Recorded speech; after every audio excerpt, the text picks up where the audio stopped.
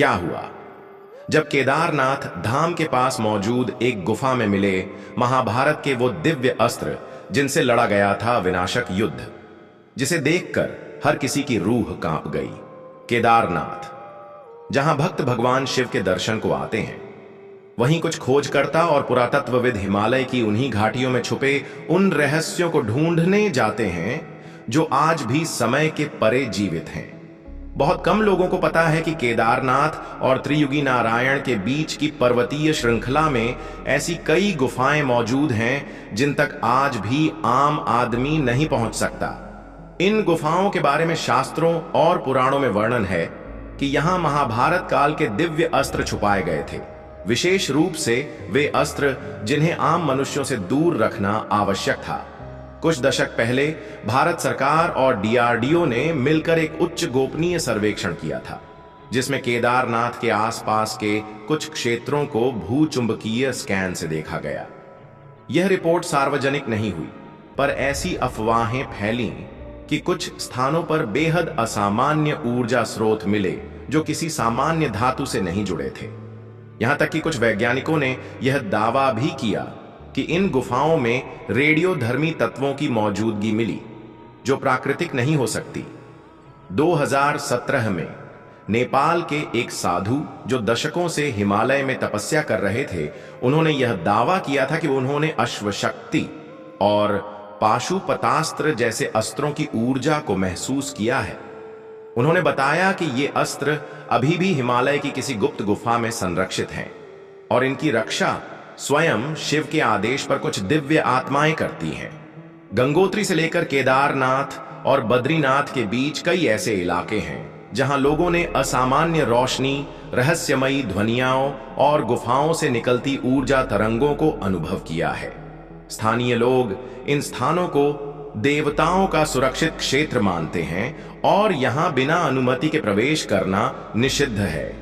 तो क्या वाकई महाभारत के विनाशकारी अस्त्र आज भी धरती पर मौजूद हैं? क्या ब्रह्मास्त्र और पाशुपतास्त्र जैसे अस्त्र अब भी इंतजार कर रहे हैं अपने योग्य धारक का? और क्या यह गुफा कोई साधारण स्थान नहीं, बल्कि एक ऐसे रहस्य का द्वार है जिसे जानना आज भी वर्जित है? जानेंगे सभी प्रश्नों का उत्तर, परंतु आगे बढ़ने से पहले भगवान शिव के सच्चे भक्त इस वीडियो को एक लाइक करके कमेंट बॉक्स में सच्चे दिल से हर हर महादेव जरूर लिखें। सनातन धर्म के ग्रंथों में वर्णित दिव्य अस्त्र शस्त्र केवल कल्पनाओं की उपज नहीं थे, बल्कि वे शक्तियां थीं जिनका संचालन केवल अत्यंत तपस्वी और योग्य योद्धा ही कर सकते थे। महाभारत युद्ध का वर्णन करते समय जिन अस्त्रों की बात की जाती है, ब्रह्मास्त्र, पाशुपतास्त्र, वज्र, नारायणास्त्र, नागास्त्र, वे केवल विनाश के प्रतीक नहीं थे, बल्कि ऊर्जा और चेतना के वैज्ञानिक रूप थे।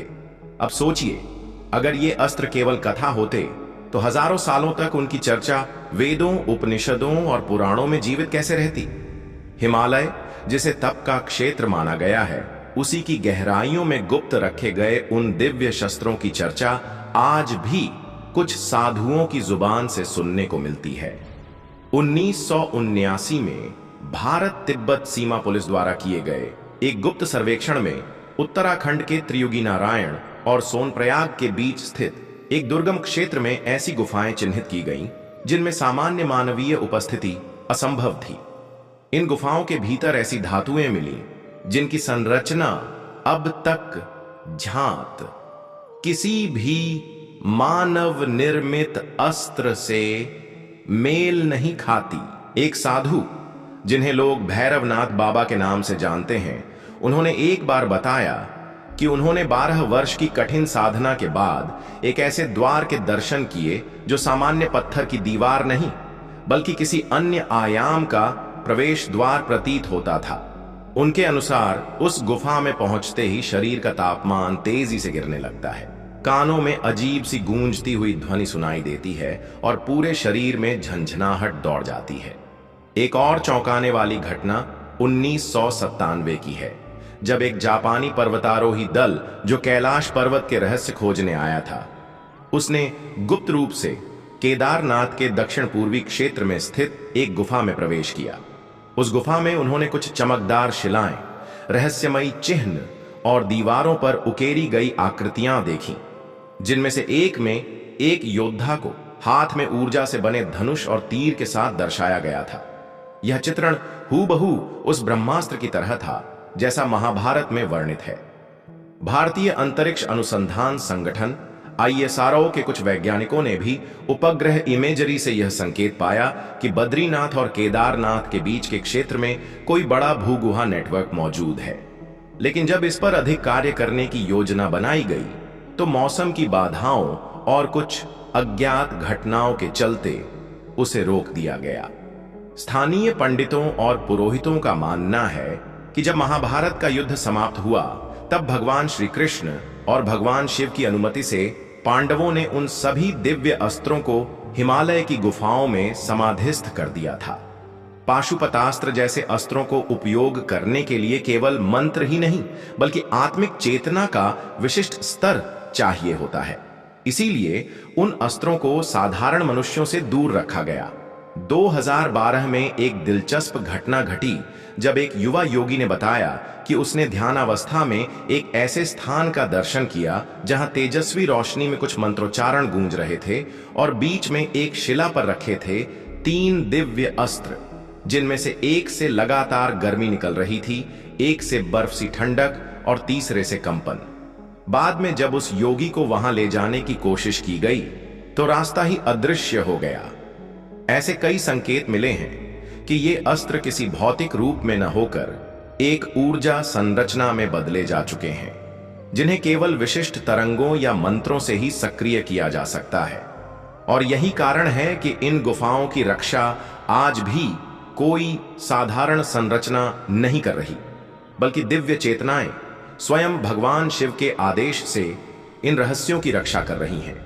कुछ साधु मानते हैं कि जब कलयुग अपने चरम पर पहुंचेगा और अधर्म का बोलबाला होगा तब ये अस्त्र फिर से सामने आएंगे, परंतु केवल एक सच्चे योद्धा के हाथों में। ये अस्त्र तब तक छुपे रहेंगे जब तक समय स्वयं उन्हें प्रकट करने का निर्णय नहीं लेता। अब सोचने वाली बात यह है, क्या कोई इन अस्त्रों की खोज में निकला है? क्या कुछ शक्तियां उन्हें पुनः पाने का प्रयास कर रही हैं? और क्या आज भी हिमालय की किसी गुफा में ब्रह्मास्त्र, पाशुपतास्त्र जैसे दिव्य शस्त्र शांत अवस्था में हैं? या उनका कंपन आज भी हमारे वातावरण को प्रभावित कर रहा है? इस रहस्य का उत्तर किसी एक के पास नहीं, परंतु संकेत चारों ओर बिखरे हैं।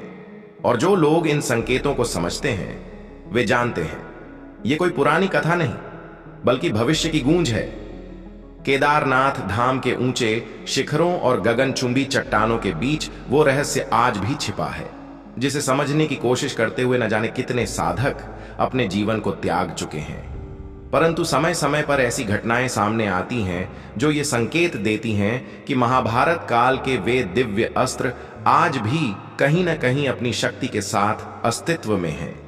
और सबसे चौंकाने वाला पहलू यह है कि कभी कभी उनका प्रभाव आज भी सामान्य जीवन में महसूस किया जाता है। 2015 में केदारनाथ यात्रा पर गए कुछ श्रद्धालुओं ने दावा किया कि मंदिर के पीछे की दिशा में उन्हें रात के समय अचानक एक नीले प्रकाश का तेज फव्वारा आकाश की ओर उठता हुआ दिखाई दिया। वो कोई साधारण प्रकाश नहीं था। उसे देखने के बाद कुछ लोगों ने उलझन, कुछ ने मंत्रमुग्धता और कुछ ने भय का अनुभव किया।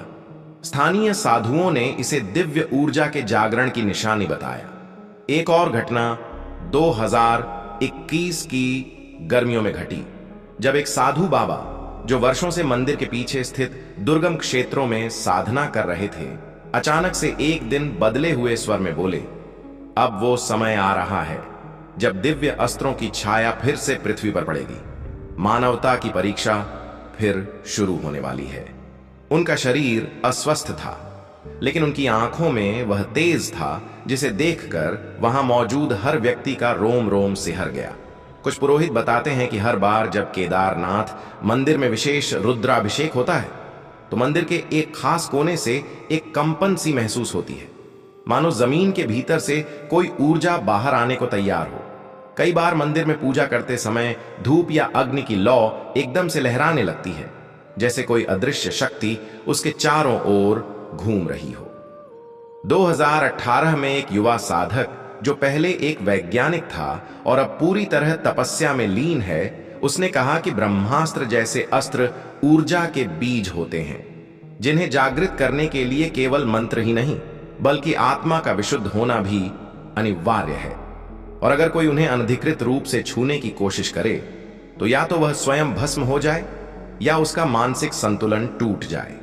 ऐसे ही एक चमत्कार की बात लोग आज भी करते हैं, जब एक विदेशी शोध दल जो केदारनाथ के पास गुफाओं में वैज्ञानिक खोज कर रहा था, वह अचानक अपने कैमरे, यंत्र और मानचित्र वहीं छोड़कर रातों रात गायब हो गया। उनके किसी सदस्य ने 2 साल बाद अपने देश लौटकर बस इतना कहा, वहां कुछ था जो हमारी समझ से परे था। वो कोई साधारण गुफा नहीं थी, वो जीवित थी। और यही है हिमालय और केदारनाथ की वास्तविकता, जहां हर पत्थर में शक्ति है, हर गुफा में चेतना है और हर रहस्य केवल उन लोगों के लिए है जो विनम्रता से उसकी गोद में सिर झुकाते हैं। महाभारत के दिव्य अस्त्र अब भी शायद वही हैं, हिमशिलाओं में समाये हुए, ब्रह्मांड की गति के साथ एकाकार होकर प्रतीक्षा में उस दिन के लिए जब फिर से धर्म की रक्षा के लिए उन्हें पुकारा जाएगा। अगर आपको हमारी ये कथा रोचक लगी हो तो वीडियो को लाइक करें, चैनल को सब्सक्राइब करना न भूलें और कमेंट में जरूर बताएं कि क्या आप मानते हैं कि ब्रह्मास्त्र जैसे अस्त्र आज भी हमारे बीच किसी रहस्यमयी गुफा में मौजूद हैं। अगले रहस्य तक नमः शिवाय।